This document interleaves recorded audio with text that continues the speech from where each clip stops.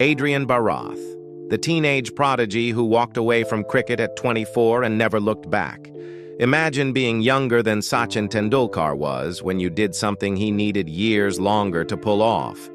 Against Australia on your very first test tour, with the whole cricket world suddenly watching your name for the first time. Now imagine walking away from all of it 5 years later, at 24, while people were still begging you to come back, and never once explaining why. Adrian Barath was born on April 14, 1990, in Chaguanas, Trinidad.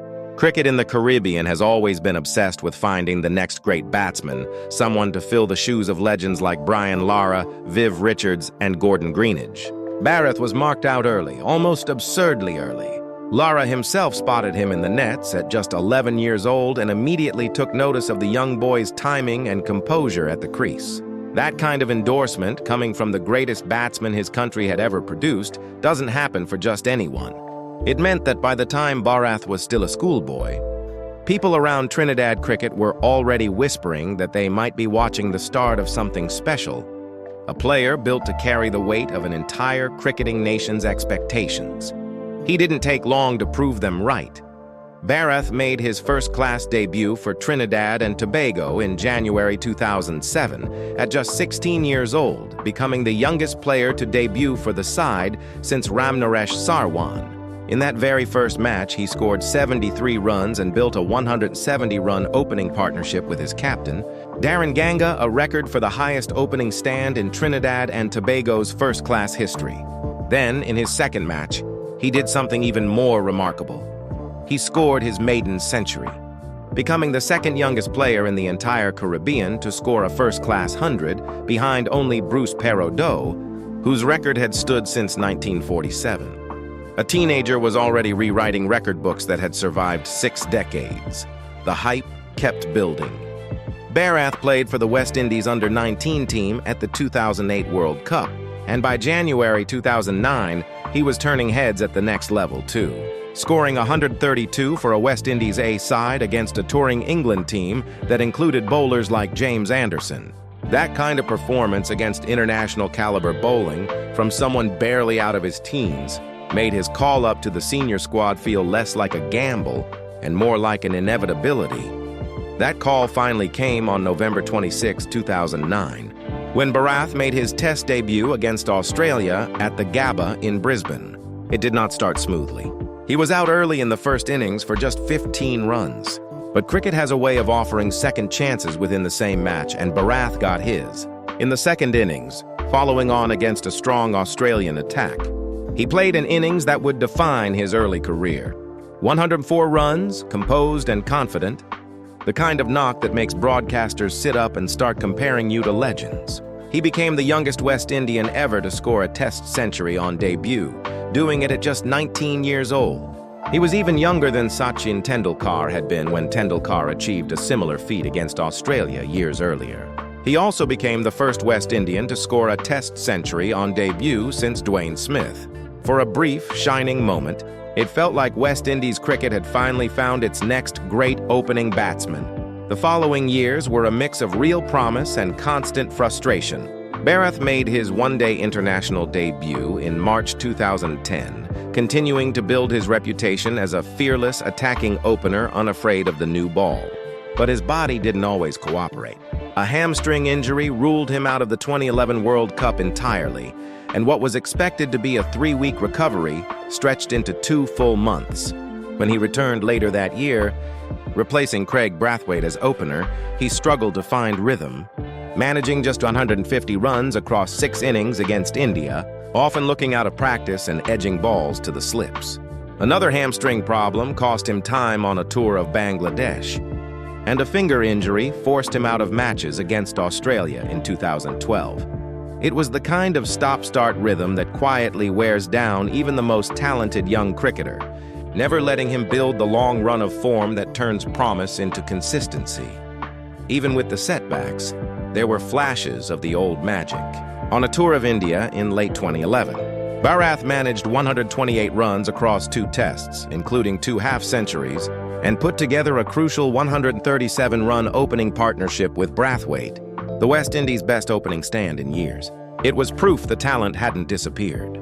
It was just becoming harder and harder to access consistently. His captain at the time, Darren Sammy, publicly defended him and fellow young opener Kieran Powell, acknowledging they were still learning on the job and would fail sometimes, but insisting the team would not give up on them. Then came the summer of 2012. Barath played what turned out to be his final test series against England, and after that tour, he simply fell out of the national side. There was no formal announcement, no dramatic press conference explaining why a 22-year-old opener with a test century against Australia already on his resume wasn't playing for his country anymore. He kept playing domestic cricket for a couple more years, representing Trinidad and Tobago and appearing in franchise tournaments like the Indian Premier League, the Caribbean Premier League, and the Caribbean 2020 tournament. But the international recalls never came back around. And by 2014, at just 24 years old, Barath walked away from competitive cricket entirely. What made his exit so unusual wasn't that he retired. Athletes retire early all the time, usually because of injuries, financial pressure, or burnout. What made it strange was the almost total silence around it. Barath didn't do a farewell tour or a tell-all interview. There was no injury update, no public falling out with selectors, no controversy to point to. He was simply there one season, playing domestic cricket for Trinidad and Tobago, and then he wasn't. For years, fans and journalists across the Caribbean speculated about why someone with his talent had simply stopped showing up. The most consistent explanation to eventually surface was that Barath had chosen to prioritize his faith.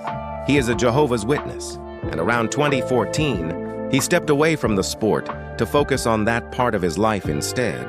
A decision that clearly carried more weight for him than any contract or comeback ever could. Cricket stakeholders reportedly made several attempts over the following years to convince him to return. He never did. His final competitive appearance came in a 4-day match against Jamaica in April 2014, and that was the last time fans saw him on a cricket field in any serious capacity. It wasn't until 6 years after his final competitive match that Barath addressed the speculation directly, and even then only briefly. In a short message to a Trinidad newspaper in 2020, he gave what remains his most complete public explanation to date. In his own words, he said there was nothing more to his decision than simply moving on. No drama, no bitterness, no long confession. Just an athlete telling the world in a handful of words that the story was exactly as simple as it looked from the outside, and that he was at peace with it, by the numbers. His career reads like a tragedy of unfulfilled promise, at least on paper. 15 test matches, 1 century, 4 half-centuries, and a batting average of 23.46. 14 ODIs with 1 century and 150 at an average of 30-30. His first-class career was far more substantial, and arguably a better reflection of his true ability. 58 matches, 3,176 runs, 7 centuries, and 17 half-centuries, for a healthy average of 32-40. Those numbers tell the story of a genuinely gifted batsman whose talent was never really in question, even as his international numbers stayed frustratingly modest. He also played in the Indian Premier League, the Caribbean Premier League, and the Caribbean 2020 tournament, proving he could still compete on a global stage even while his test career stalled. The gap between his domestic output and his test average is exactly what makes his early retirement sting for fans who remember that century at the Gabba Live, wondering what a fully fit, fully supported Barath might have achieved over a full decade at the top. Since walking away, Barath has mostly stayed out of the public eye. There's been no comeback attempt, no public regret, no tell-all documentary about a wasted career. Just a man who once carried the hopes of an entire cricketing nation on his shoulders as a teenager, choosing quietly and deliberately to build a different kind of life away from stadiums and headlines. There's something almost refreshing about how undramatic Barath's story actually is, especially compared to so many cautionary tales in cricket history. He wasn't banned. He wasn't broke. He wasn't chewed up by scandal or self-destruction, and there was no messy public collapse for cameras to capture. He simply decided at 24 that professional cricket wasn't where he wanted to spend his life anymore, and he had the quiet confidence to follow through on that decision even while people kept asking him to come back. Whether you see that as a tragic waste of once-in-a-generation talent, or as one of the rare examples of an athlete choosing peace over fame, one thing is undeniable. Adrian Barath is one of the very few cricketers who left the game entirely on his own terms, with the door still wide open behind him, and simply chose not to walk back through it. If you enjoyed this story about one of cricket's quietest and most unexpected exits, let us know whose career we should uncover next.